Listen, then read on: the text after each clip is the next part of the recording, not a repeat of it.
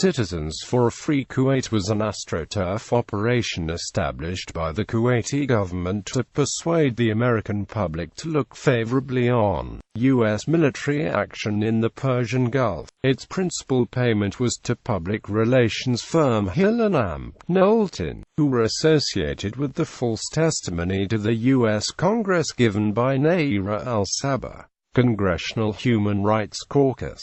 In October 1990, Nayirah, a teenage girl, testified before the Congressional Human Rights Caucus that she had seen Iraqi soldiers remove hundreds of Kuwaiti babies from incubators and leave them to die on hospital floors. The chairman of the congressional group explained that the witness's identity would be kept secret to protect her family in occupied Kuwait. President George H.W. Bush cited the incubator story 6 times in speeches, and 7 senators cited the story as a reason for voting to give the Bush administration authorization for the Gulf War.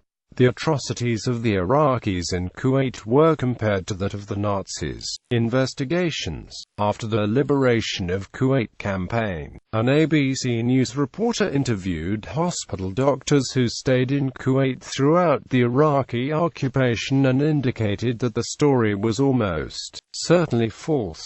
Subsequent investigation showed that, unknown to most members of the caucus, the 15-year-old Kuwait girl was the daughter of the Kuwaiti ambassador to the United States, Saad bin Nasir al-Ṣabaḥ. As one reporter observed, such knowledge might have led to demands of proof of Nayirah's whereabouts when she said she witnessed the atrocities, and calls for corroboration of the story. The congressman co-chairing the committee, who apparently knew the true identity of the teenage witness, had close relationships to Hill & Knowlton, the public relations firm hired by Citizens for a Free Kuwait, the group financed by Kuwait which lobbied for Congress for U.S. military intervention. A vice president of Hill & Knowlton helped organize the congressional hearings. The same Hill & Amp Knowlton vice president had previously defended the human rights record of Turkey, which had been criticized for jailing people without due process and torturing and killing them. He also lobbied for Hill & Amp Knowlton on behalf of Indonesia, which has, since 1975, killed more than 100,000 people in East Timor. A video of Iraq's invasion of Kuwait was the second most used PR video release in 1990, with 61 million viewers.